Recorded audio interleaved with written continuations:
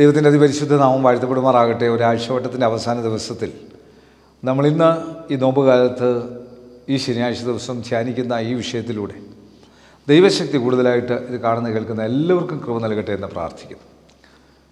പുറപ്പാട് പുസ്തകം 18-ാം അധ്യായത്തിൽ വായിക്കുമ്പോൾ ദൈവം മോശയ്ക്കും തൻ്റെ ജനമായ ഇസ്രായേലിനും വേണ്ടി ചെയ്തതൊക്കെയും യഹോവ ഇസ്രായേലിനെ മിസ്രയീമിൽ നിന്ന് പുറപ്പെടുവിച്ചതും മിദ്യാനിലെ പുരോഹിതനായ മോശയുടെ അമ്മായപ്പനായ യിത്രോ കേട്ടു.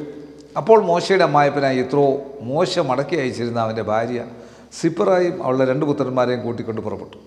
ഞാൻ അന്യദേശത്ത് പരിദേശിയായി എന്ന് അവൻ പറഞ്ഞതുകൊണ്ട് അവരിൽ ഒരുത്തിന് ഗേർഷോം എന്ന് പേർ. എൻ്റെ പിതാവിൻ്റെ ദൈവം എനിക്ക് തുണയായി എന്ന ഫറവോൻ്റെ വാളിങ്ങിൽ നിന്ന് രക്ഷിച്ചുവെന്നും അവൻ പറഞ്ഞുകൊണ്ട് മറ്റവന് എലിയാസർ എന്ന പേർ വിളിച്ചു. എന്നാൽ മോശയുടെ അമ്മായച്ചനായ യിത്രോ അവൻ്റെ പുത്രന്മാരോടും അവൻ്റെ ഭാര്യയോടും കൂടെ മോശ പാളയം ഇറങ്ങിയിരുന്ന മരുഭൂമിയിൽ ദൈവത്തിൻ്റെ പർവ്വതങ്ങൾ അവൻ്റെ അടുക്കൽ വന്നു. നിൻ്റെ അമ്മായപ്പൻ യിത്രോ എന്ന ഞാനും നിൻ്റെ ഭാര്യയും 2 പുത്രന്മാരും നിൻ്റെ അടുക്കൽ വന്നിരിക്കുന്നു എന്ന് അവൻ മോശയോട് പറയിച്ചു. മോശ തന്നെ അമ്മായപ്പനെ എതിരേൽപ്പാൻ ചെന്ന് വണങ്ങി അവനെ ചുംബിച്ചു. അവർ തമ്മിൽ കുശലപ്രശ്നം ചെയ്തു കൂടാരത്തിൽ വന്നു. മോശ തന്നെ അമ്മായപ്പനോട് യഹോവ ഇസ്രായേലിന് വേണ്ടി ഫറവോന് വേണ്ടി ഇസ്രായേലിനോട് ചെയ്ത ഒക്കെയും വഴിയിൽ തങ്ങൾക്ക് നേരിട്ട പ്രയാസമൊക്കെയും യഹോവ തങ്ങളെ രക്ഷിച്ച പ്രകാരം വിവരിച്ചു പറഞ്ഞു. യഹോവ മിസ്രയീമ്യരുടെ കയ്യിൽ നിന്ന് ഇസ്രായേലിനെ വിടുവിച്ച് അവർക്ക് ചെയ്ത എല്ലാ നന്മ നിമിത്തം യിത്രോ സന്തോഷിച്ചു. ആ വലിയൊരു ബന്ധമാണ് കാണുന്നത്. അമ്മായപ്പൻ തൻ്റെ മകളെ മോശയുടെ ഭാര്യയും കുഞ്ഞുങ്ങളെയുമായിട്ട് വന്നിരിക്കുകയാണ്. ആ വലിയൊരു കൂട്ടായ്മയുടെ ആ വലിയ അനുഭവമാണ് അവിടെ കാണുന്നത്. അതിൽ അമ്മായപ്പനെ ബഹുമാനിക്കുന്നതും ആ സന്തോഷം പങ്കിടുന്നതും ഒരു കുടുംബജീവിതത്തിലുള്ള ധന്യത, എല്ലാവർക്കും അവരവരുടെ കുടുംബജീവിതത്തിലോടുള്ള ബന്ധം കാണുവാൻ സാധിക്കുന്നു. ദൈവസന്നിധിയിൽ ആ യിത്രോയുടെ കൈക്കീഴിൽ നിന്നും ജനത്തെ വിടുവിച്ചിരിക്കുന്ന യഹോവ സ്തുതിക്കപ്പെടുമാറാകട്ടെ. 11-ാം വാക്യത്തിൽ യഹോവ സകല ദേവന്മാരിലും വലിയവനെന്ന് ഞാനിപ്പോൾ അറിയുന്നു. അതെ, ഇവരോട് അവൻ അഹങ്കരിച്ച കാര്യത്തിൽ തന്നെ മോശയുടെ അമ്മായപ്പനായ യിത്രോ ദൈവത്തിന് ഹോമവും ഹനനയാവും കഴിച്ചു. അകരൂരും ഇസ്രായേൽ മൂപ്പന്മാരെല്ലാവരും വന്ന് മോശയുടെ അമ്മായപ്പനോടുകൂടി ദൈവസന്നിധിയിൽ ഭക്ഷണം കഴിച്ചു. അവരെല്ലാവരും ഒരുമിച്ച് കഴിക്കുന്ന വലിയൊരു കൂട്ടായ്മയുടെ അനുഭവം. 13-ാം വാക്യത്തിൽ പിറ്റേന്നാൾ മോശ ജനത്തിന് ന്യായം വിധിപ്പാനിരുന്നു. ജനം രാവിലെ തുടങ്ങി വൈകുന്നേരം വരെ മോശയുടെ ചുറ്റും നിന്നു. അവൻ ജനത്തിന് വേണ്ടി ചെയ്യുന്നു. ഓക്കെ, മോശയുടെ അമ്മായപ്പൻ കണ്ടപ്പോൾ നീ ജനത്തിന് വേണ്ടി ചെയ്യുന്ന ഈ കാര്യം എന്ത്? നീ ഏകനായി വിസ്തരിപ്പാനിരിക്കുകയും ജനമൊക്കെയും നന്നാ രാവിലെ തുടങ്ങി വൈകുന്നേരം വരെ നിൻ്റെ ചുറ്റും നിൽക്കുകയും ചെയ്യുന്നത് എന്ത് എന്ന് അവൻ ചോദിച്ചു. മോശ തൻ്റെ അമ്മായപ്പനോട് ദൈവത്തോട് ചോദിപ്പാൻ ജനം എൻ്റെ അടുക്കൽ വരുന്നു. അവർക്കൊരു കാര്യം ഉണ്ടാകുമ്പോൾ അവർ എൻ്റെ അടുക്കൽ വരും. അവർക്ക് തമ്മിലുള്ള കാര്യം ഞാൻ കേട്ട് വിധിക്കുകയും ദൈവത്തിൻ്റെ കൽപ്പനകൾ പ്രമാണങ്ങളും അവരെ അറിയിക്കുകയും ചെയ്യുമെന്ന് പറഞ്ഞു. ദൈവസന്നിധിയിൽ ലോകം കണ്ട ആദ്യത്തെ ലീഡറാണ് മോശ. ഏറ്റവും ലീഡർഷിപ്പിൽ റോൾ മോഡലാണ് മോശ. ദൈവം വിളിച്ചതാണ്. രാജകൊട്ടാരത്തിൽ വളർന്നു, മരുഭൂമിയിൽ വളർന്നു, അത് കഴിഞ്ഞ് ലീഡറാക്കി.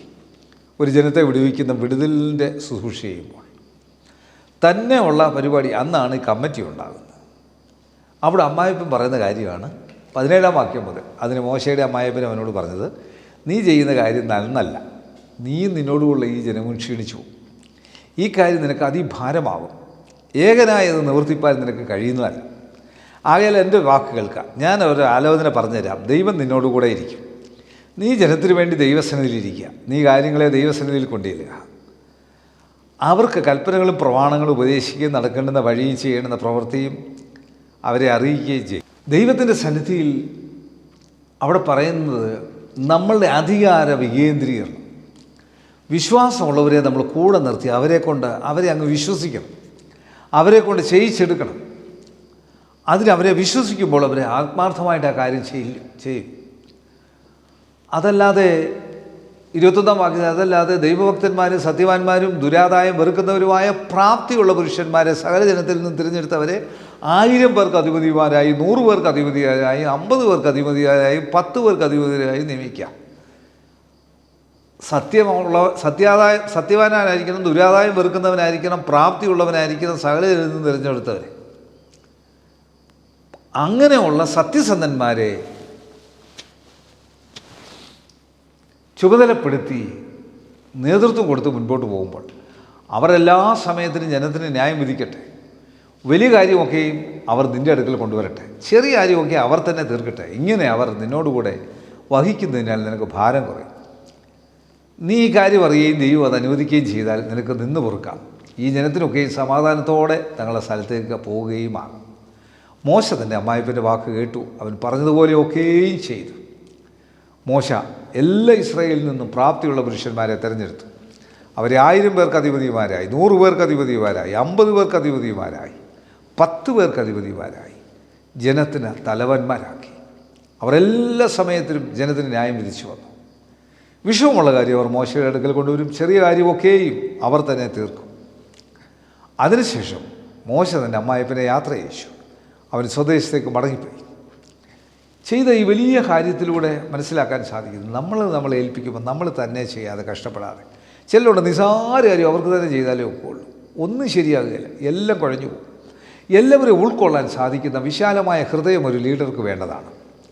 കാര്യം കൊള്ളാവുന്ന കാര്യങ്ങൾ ഏൽപ്പിച്ച് മുൻപോട്ട് പോയി നമ്മുടെ ഒരു കാര്യത്തിന് വേണ്ടി ഇറങ്ങുമ്പോൾ ആ കാര്യം നടക്കുവാൻ ആരെയും മാറ്റി നിർത്താതെ എല്ലാവരെയും ഉൾക്കൊള്ളണം. എന്നാൽ അതേസമയം തന്നെ അതിന് ദോഷം വരുത്തുന്നവരെ അതിൻ്റെ ബുദ്ധിയോടെ കൈകാര്യം ചെയ്ത് മുൻപോട്ട് കൊണ്ടുപോകാൻ സാധിക്കണം. അങ്ങനെ ആ അമ്മായിപ്പം പറഞ്ഞത് അത് കേൾക്കണ്ടെന്ന് വിചാരിച്ചില്ല മോശ. ഒരാൾ പറയുന്നത് കേട്ട് നല്ല ആലോചനയാണ് കേട്ട് അനുസരിക്കുന്നത് നിൻ്റെ ജീവിതത്തിൽ മുന്നോട്ട് പോകാൻ നല്ലതാണ്. അത് പിള്ളേർ പറഞ്ഞാലും കൊള്ളാം, അപ്പൻ പറഞ്ഞാലും കൊള്ളാം, അമ്മ പറഞ്ഞാലും കൊള്ളാം, സാധാരണ ഒരാൾ പറഞ്ഞാലും കൊള്ളാം, നമ്മുടെ ഒരു തൊഴിലാളി ജോലി ചെയ്യുന്ന നമുക്ക് വേണ്ടി സഹായിക്കുന്ന ഒരാൾ പറഞ്ഞാലും കൊള്ളാം. നന്മ പറഞ്ഞാൽ അതിനെ സ്വീകരിച്ച് മുൻപോട്ട് പോകുന്നത് നന്മയാണെന്ന് മനസ്സിലാക്കി ദൈവത്തോട് ബന്ധമുള്ള ഒരാളിന് മാത്രമേ സാധിക്കുകയുള്ളൂ. മോശ ദൈവത്തോടുള്ള ബന്ധത്തിലാണ് ഇതെല്ലാം കേൾക്കുക അനുസരിക്കുന്നത്. അതുകൊണ്ട് ഈ നോമ്പ് കാലത്ത് ദൈവത്തോടുള്ള ബന്ധത്തിൽ കൂടുതൽ വളർന്ന് പന്തലിക്കുവാൻ ദൈവത്തിൻ്റെ പരിശുദ്ധാത്മാവ് വചനം കാണുന്ന കേൾക്കുന്ന എല്ലാവർക്കും കൃപ നൽകട്ടെ. കണ്ണുകളടയ്ക്കാൻ പ്രാർത്ഥിക്കാം. കർത്താവേ, ഈ വചനം കാണുന്ന കേൾക്കുന്ന എല്ലാവരുടെ മേലും ദൈവശക്തി വ്യാപരിച്ച് അനുഗ്രഹിച്ച് ആശീർവദിച്ച് ഞങ്ങളുടെ ദൈനംദിന ജീവിതത്തിൽ ഞങ്ങൾ ചെയ്യുന്ന കാര്യങ്ങൾ കർത്താവെ സൂക്ഷ്മതയോടെ സന്തോഷത്തോടെ ചെയ്തു തീർക്കുവാൻ എല്ലാവർക്കും കൃപ നൽകണം. യേശുവെ നന്ദി, യേശുവെ സ്തോത്രം, യേശു ആരാധന, യേശുവെ മഹത്വം, യേശു മൂലം പ്രാർത്ഥന കേൾക്കണം. നല്ല പിതാവേ, ആമേൻ. God bless you.